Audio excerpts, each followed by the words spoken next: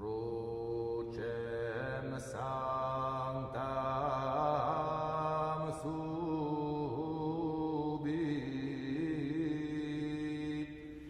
qui infernum confregit,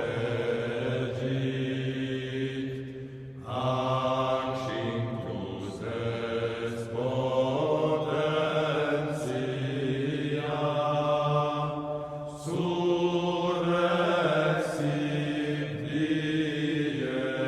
die tertia.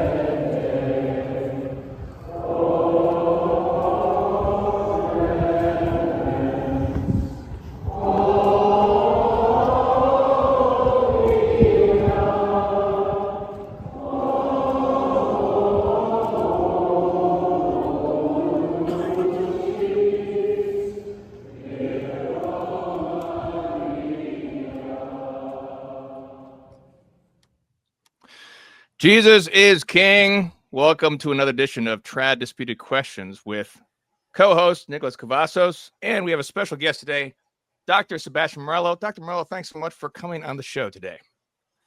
Thank you very much for having me. It's a great pleasure. If you don't know Sebastian Morello, he's a lecturer, public speaker, and writer. His BA in philosophy and Catholic tradition he got from Open University, and he has an MA and PhD degrees in philosophy from the University of Buckingham.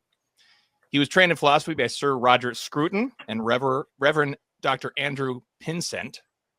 He is a member of several faculties, a frequent public speaker, and has books published by Routledge, Os Justi Press, Angelico Press on philosophy, religion, politics, history, and education. He lives in Bedfordshire, England, with his wife and children, and is a contributing editor and on the editorial board member of the European Conservative Magazine. I've got the latest edition right here. I think this is, I haven't received the spring edition. I don't know how when it comes across the Atlantic, Dr. Morello, but you have a number of essays, The Art of Hunting. And we were just discussing how you are do you live in more of a rural setting? You said you were driving into London. What's your life like? I live about an hour outside London in the home counties. On the outskirts of a town. There's some beautiful countryside around here. And through hunting and deer stalking, my life is quite bound up with rural life and the local community here. I'm also master of hounds for the local hunt, so that takes up a fair bit of my time. And I like a life rooted in the earth, I think it's fair to say. It's what I derive much meaning from. Excellent. That's fantastic. We're going to talk about this. So today we're talking about Dr. Morello's two books on. There's the first one here is I have right here. This is the World as God's Icon, Creator and Creation in the Platonic Thought of St. Thomas Aquinas. And then we also have the latest text from Os Justi Press, and that is the Mysticism, Magic, and Monasticism. Or sorry, Mysticism, Magic, and Monasteries from Os Justi Press. Our friend Dr. Peter Kwasniewski published this, your work. So really excited to get into this, especially I'd love to talk to you about just practices of hunting across the Atlantic. Excuse me, because I'm a Michigander, and where I'm in the USA, there's a ton of deer hunting, but we never use hounds. I don't know if that's even allowed here under our government oversight, but lots to get into. But before we do, just a reminder to please chip in something for our guild member, Brother Leo. He's been having a lot of financial difficulties. They're still trying to get back on their feet, so please chip in something for him. You can click on the link below for that. So let me just, I'm going to ask you a few questions. I want to kick it over to Mr. Nicholas Cavazos in just a minute. But here's your book. Where is the book? Let's see. Yeah. So Mysticism, Magic, and Monasteries, forward by Mr. Charles Coulomb. And I was struck by this, first of all, because Mr. Coulomb has also a mutual friend of ours. He has an essay about ultra realism. And this is something that he has a critique of Aristotle as too much influencing the development of materialism in history. So I was very struck by this, and I was wondering if, from the outset, Dr. Morello, would you call yourself an ultra realist in your philosophical kind of school of thought? Tell us more about sort of your school of Thomism, of Platonic Thomism, if you will, occasioned by Mr. Coulomb. Sure. I'm admittedly, the conversations that I've had with Charles haven't really been about the history of philosophy. A lot of the conversations that he and I have enjoyed together have been much more about history. I've been very fortunate to know Charles for a number of years now, and of course he's a regular contributor to the European Conservative, so we've collaborated on that. And in fact, he and I made a film for the European Conservatives YouTube channel a year or so ago, also including Joseph Shaw, the chairman of the Latin Mass Society of England and Wales, and I think the current president of Univoce International. And we talked about history and the crisis of the church and things like that. I am actually familiar with Charles's essay critiquing and criticizing Aristotelianism, because our mutual friend Theo Howard introduced me to that essay a number of years ago. In terms of what species of Thomist am I, if we're going to go down that rabbit hole, I suppose. Look, I was never convinced by a prevailing narrative that Thomas's key historical contribution to the Christian academy or Christian intellectual thought was simply that of baptizing Aristotle. And one of the things that made me cautious about that view was that partly I just deemed it unhelpful to think about the history of the Christian academy as one of rupture, that in some way there's this really fruitful dialogue going on in the early centuries of the church between key theologians and the Neoplatonists, who obviously represent a rival to the church's growth, and they compete for supremacy in the civilized world with the church. It's either Porphyry or Proclus who wrote a text that is no longer available to us entitled Against the Christians. And of course, Julian the Apostate tries to replace Christianity with a kind of practical Neoplatonism that draws heavily on the thought of iamblichus and theurgical practices and things like that. So one of the great ironies of Christian history is that here's this group of philosophers who very much see themselves as heirs to Plato's academy, but you've also got a lot of Christian thinkers who also consider themselves heirs to Hellenic thought.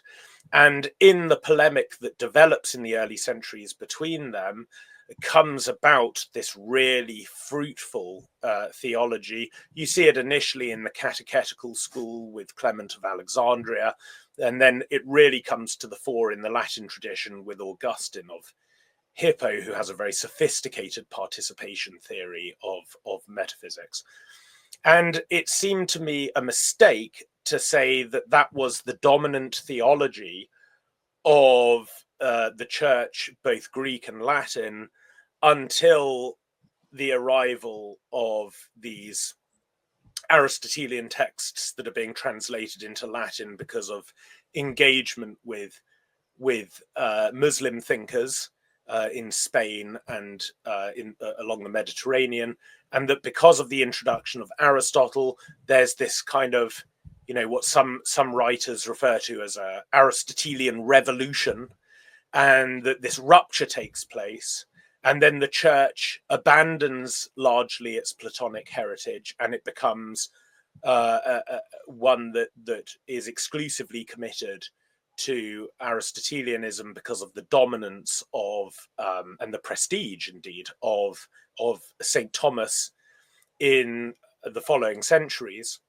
And that just didn't concord with what I knew about Saint Thomas, who was a deeply patristic thinker, who really grappled and understood the church fathers, for whom he had a very, very deep piety and reverence. And that, of course, if you actually study St. Thomas's writings, there's one particular thinker. Well, actually, there are two particular thinkers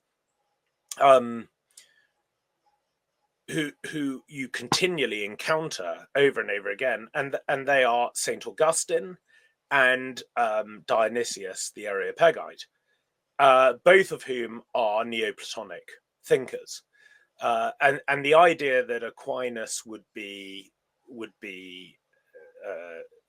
constantly quoting these men and working within their theological schemas, and simultaneously rejecting the entire ontological framework within which those thinkers are working, just didn't make any historical sense to me. And then and so those were my initial intuitions or instincts about what was going on here.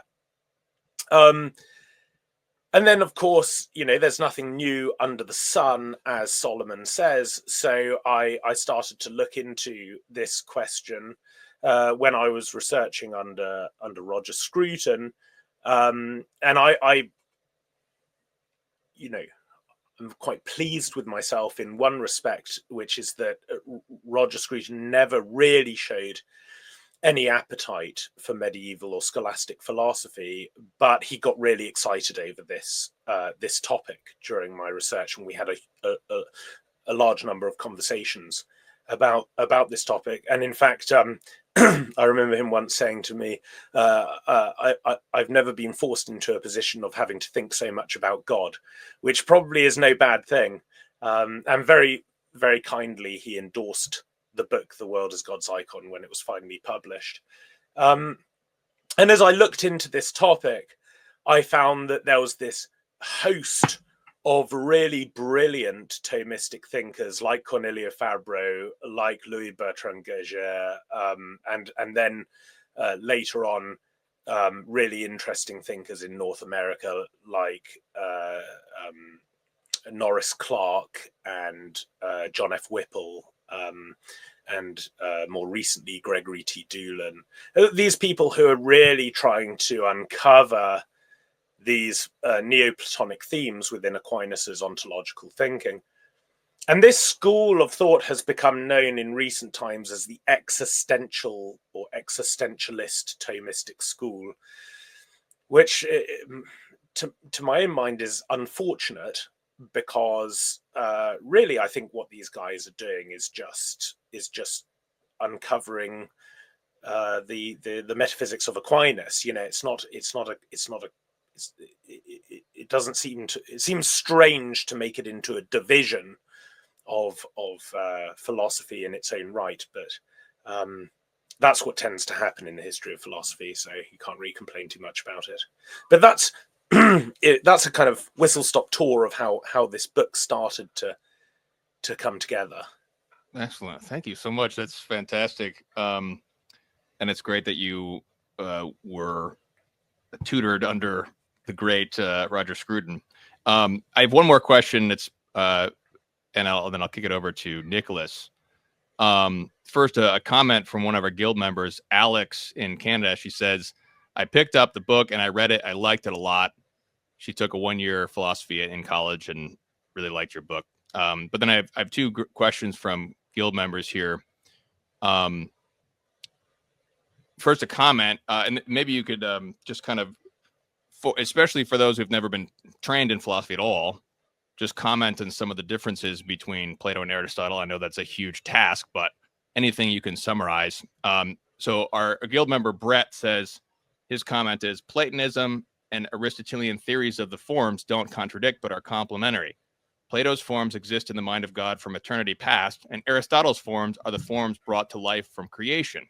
I believe St. Thomas said as much, if I'm not mistaken.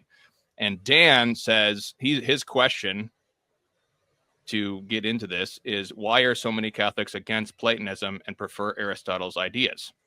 So any comments on Plato versus Aristotle in general? Yeah, so these are huge questions, like excellent course. questions, and I'm grateful for them, but they are big questions. This might be a crude way to try and convey this, but I'll do my best. So what Plato and Aristotle both definitely agree on is that the world of matter, or the world of sense, is infinite, right? And in this regard, they're very much following the pre-Socratic tradition. So in the pre-Socratic tradition, the world is infinite and the world is eternal, and it's this infinite kind of chaos of matter, and that matter is completely unintelligible until it is the recipient of particular forms. And when forms are received into material principles, those forms have the effect on matter of limiting matter to a particular thing, to this or to that. And by doing that, matter is rendered intelligible by the form. Okay, and so this is the common assumption of pre-Socratic philosophy, and it's inherited pretty much wholesale by both Plato and Aristotle. Now, there's a really big problem with this from a Christian perspective, because not only do we not believe in an eternal world, not only do we not think that matter is infinite, but we think there is limited matter with a particular historical created event, but also we do not, as Christians, associate